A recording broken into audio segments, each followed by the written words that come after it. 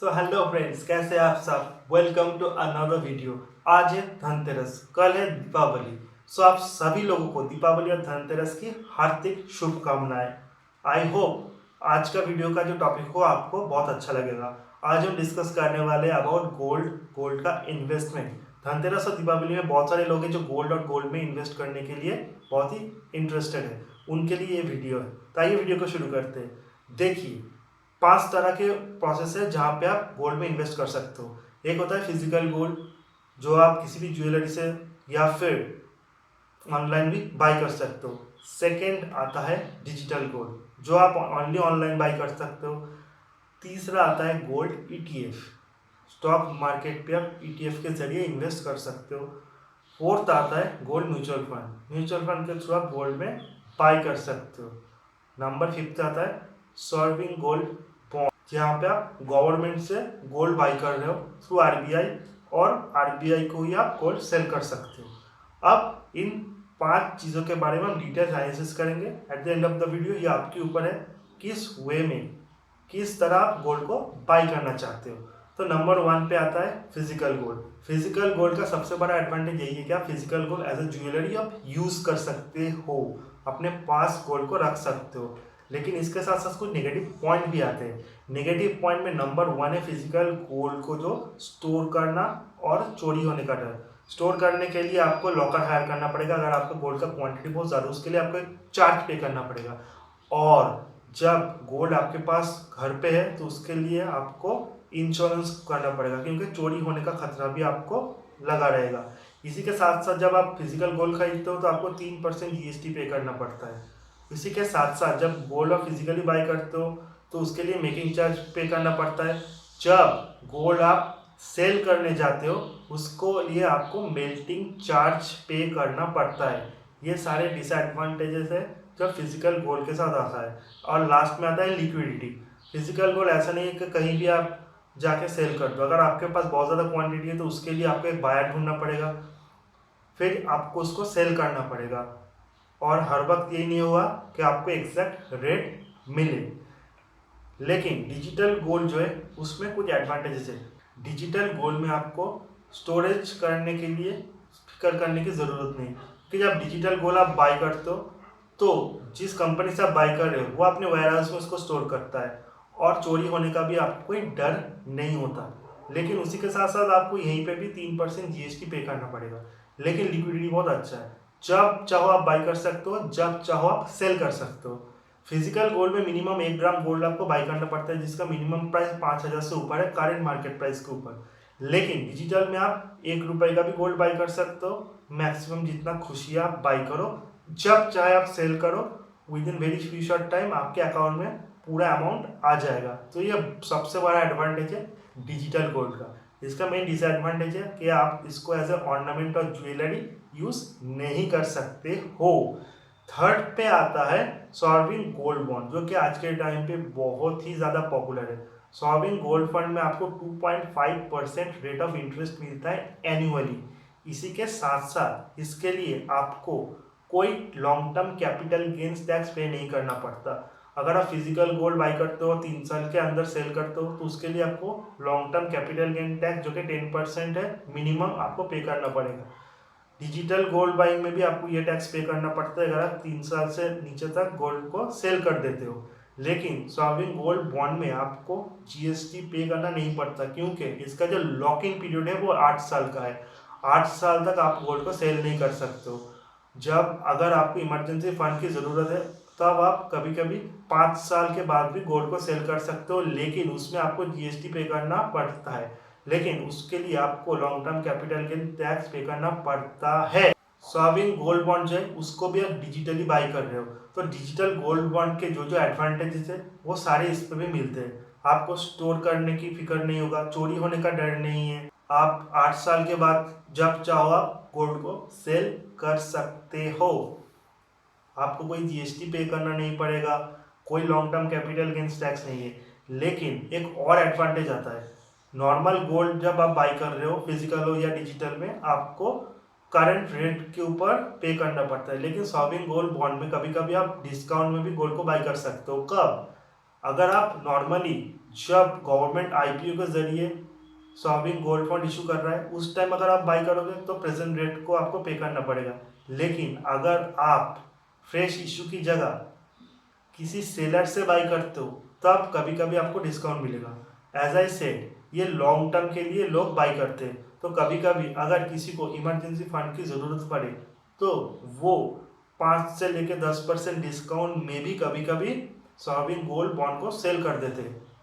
उस टाइम पे अगर आप उन लोगों से बाई कर रहे हो तो आपको बहुत अच्छा डिस्काउंट मिल जाएगा, जो कि फिजिकल गोल्ड या डिजिटल गोल्ड पे पॉसिबल नहीं होता। यही था basic difference between physical, digital and sovereign gold bond. इन तीनों में सबसे बढ़िया तो सॉवरिन गोल्ड बॉन्ड है उन लोगों के लिए जो लॉन्ग टर्म के लिए इन्वेस्ट करते हैं, क्योंकि ना ही उनको 2% 5%, नॉट ओनली उनको 2.5% का एनुअल इंटरेस्ट भी मिलता है और गोल्ड का जो एक्स्ट्रा प्रॉफिट है वो तो है ही। लेकिन अगर आप लॉन्ग टर्म के लिए इन्वेस्ट नहीं करना चाहते हो, अगर आपका शॉर्ट टर्म ड्यूरेशन के लिए इन्वेस्ट करना चाहते हो, मतलब आपको किसी भी टाइम फंड का ज़रूरत पड़ता है, तो उसके लिए सबसे अच्छा ऑप्शन आपको डिजिटल गोल्ड बॉन्ड ही है। इसी के साथ साथ दो और भी ऑप्शन आते हैं, एक होता है gold mutual fund, gold ETF. Gold mutual fund और गोल्ड ईटीएफ में डिफरेंस है। गोल्ड म्यूचुअल फंड के लिए आपको डीमैट अकाउंट का जरूरत नहीं है, आप किसी भी म्यूचुअल फंड की वेबसाइट से जाकर गोल्ड में इन्वेस्ट कर सकते हो। गोल्ड ईटीएफ के लिए आपको म्यूचुअल फंड की तरह, लेकिन गोल्ड ईटीएफ के लिए आपको एक डीमैट अकाउंट का होना बहुत ही ज़रूरी है, क्योंकि जब आप गोल्ड ईटीएफ में बाई सेल कर रहे हो तो आपको स्टॉक मार्केट पे मार्केट आवर्स में ही सेल और बाई करना पड़ेगा। As I said market hours में आपको बाई और सेल करना पड़ेगा, इसलिए आप किसी भी टाइम मार्केट आवर्स में बाई सेल कर सकते हो थ्रू गोल्ड ईटीएफ, आपको प्रेजेंट वैल्यूएशन मिलेगा। लेकिन म्यूचुअल फंड का जो प्राइस है वो at the end of the market update होगा, तो अगर आप आज बाई कर रहे हो तो कल का जो क्लोजिंग मार्केट प्राइस है वही आपको मिलेगा। गोल्ड ईटीएफ हो, गोल्ड म्यूचुअल फंड हो, आपको जीएसटी पे करना नहीं पड़ता, लेकिन ईटीएफ में आपको कुछ एक्सचेंज चार्जेस पे करना पड़ता है। उसी के साथ म्यूचुअल फंड में भी आपको म्यूचुअल फंड को चार्जेस पे करना पड़ता है, जो कि बहुत ज़्यादा नहीं होता, मोर और लेस 1% के अंदर ही होता है। So guys, gold mutual fund हो या फिर गोल्ड ईटीएफ, सारे बेस्ट है ऑन गोल्ड प्राइसिंग। तो जब भी गोल्ड का प्राइस बढ़ता है, गोल्ड का प्राइस घटता है, तो इनका average rate of return almost similar ही आते हैं। मैं वीडियो के एंड करने से पहले कुछ इंपॉर्टेंट गोल्ड ईटीएफ और गोल्ड म्यूचुअल फंड का नाम को आप लोगों को सजेस्ट करने वाला हूं, जो कि 2020 में बहुत अच्छा रिटर्न दिया है। नंबर 1 पे डीएसपी वर्ल्ड गोल्ड फंड, जिसने ऑलमोस्ट 46.66% रिटर्न दिया है 1 ईयर। सेकेंड में आता है कोटक गोल्ड फंड, जिसमें मेरा खुद का भी निवेश है। कोटक गोल्ड फंड का जो रेट ऑफ रिटर्न है वो 32% है ऑलमोस्ट इन 1 ईयर। थर्ड आता है HDFC gold fund, almost 32% return. Axis gold fund 32% return. Aditya Birla SL gold ETF 31.60 return. Invesco India gold ETF 31.59% return. SBI ETF gold 31.45% return. ICICI Prudential regular gold saving plan 31.44% return. Nippon India gold saving fund 31.37% return. Kotak gold ETF 31.34% return. HDFC gold ETF 31% return. ये सारे example है gold ETF और gold fund. So ये 5 option है gold में invest करने के लिए। नाउ आपके रिक्वायरमेंट के ऊपर है कि आप किस हिसाब से गोल्ड में इन्वेस्ट करना चाहते हो। अगर आपको गोल्ड एज ए ज्वेलरी चाहिए तो आपको फिजिकली बाई करना पड़ेगा। अगर आप जीएसटी से बचना चाहते हैं तो आपको serving gold bond, gold ETF, gold mutual fund में इन्वेस्ट करना बेहतर होगा, क्योंकि डिजिटल फॉर्मेट में अगर आप गोल्ड को बाई करते हो तो आपको जीएसटी पे करना पड़ता है, लेकिन लिक्विडिटी भी आपको अच्छा मिलता है, आप किसी भी अमाउंट का इन्वेस्टमेंट कर सकते हो। लेकिन गोल्ड ईटीएफ में भी आप किसी तरह का इन्वेस्टमेंट कर सकते हो, क्योंकि नॉर्मली यूनिट का प्राइस है वो 40 रुपीज़ में भी अवेलेबल है, 4000 में भी अवेलेबल है, लेकिन उसके लिए आपको डीमैट अकाउंट होना जरूरी है। और सबसे बिग प्रॉब्लम है, अगर आपको डीमैट अकाउंट है तो उसके लिए आपको डीमैट अकाउंट चार्जेस पे करना पड़ता है। नॉट ओनली आपको एक्सचेंज में बाई सेल करने के लिए एक्सचेंज चार्जेस पे करना पड़ता है, एनुअल मेंटेनेंस चार्जेस भी आपको पे करना पड़ता है। लेकिन अगर आप गोल्ड म्यूचुअल फंड के थ्रू बाई करते हो तो आपको ये चार्ज पे नहीं करना पड़ता, सिर्फ म्यूचुअल फंड को आप नॉर्मल एक चार्ज पे करते हो। अगर आप एक स्टॉक मार्केट में इन्वेस्टर हो या ट्रेडर हो, ऑलरेडी आप डीमैट अकाउंट होल्ड करते हो, तो गोल्ड ईटीएफ में आप जरूर बाई कीजिए, क्योंकि उसमें आप किसी भी टाइम बाई सेल कर सकते हो थ्रू मार्किंग आवर। अगर आपको डीमैट अकाउंट नहीं है और आप स्टॉक में डायरेक्टली इन्वेस्ट नहीं करते हो, आप म्यूचुअल फंड के थ्रू ही करते हो, तो सिर्फ गोल्ड में इन्वेस्ट करने के लिए आपको गोल्ड डीमैट अकाउंट का बनाना ज़रूरी नहीं है, आप थ्रू म्यूचुअल फंड भी कर सकते हो। ये ऑप्शन आपके लिए अवेलेबल है।